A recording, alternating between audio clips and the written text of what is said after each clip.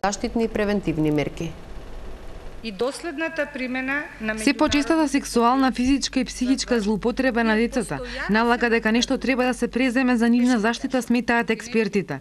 Во пораст детската порнографија и проституција, како и децата кои се жртви на педофили, сметаат судиите кои секојдневно имаат контакт со вакви случаи. Особено внимание бараат да се посвети на сослушувањето на децата од страна на полицијата и во судот за некој немил настан кој им се случил ним или пред нивните очи.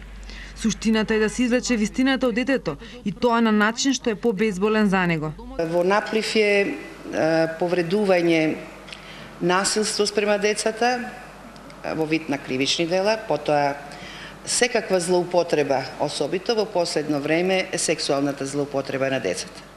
Какви трауми предизвикуваат и што тоа значи за една млада, се уште неосознаена, несозреана личност, можете само да предпоставите. Злото кое им се нанесува на децата неминовно бара превземање на разни активности за нивното зачувување и изгрижување, но неретко тие се во својство или во состојба кога се бара презентирање на нивно изјаснување за некој немил настан.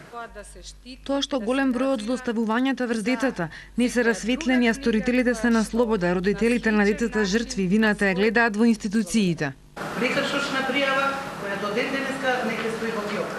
Дали се тие на некој, може да кажам дактилографски во судот, во МВР или било што и ги чуваат во фиока, кога институциите, полициска станица ќе почне да работи, да ги третира. Овдека се представниците од МВР ќе го слушнат ова, па ќе си прашаат. Госпожо Павловска, јас можам да ви одговорам за постапката пред суд и за мојата работа како судија.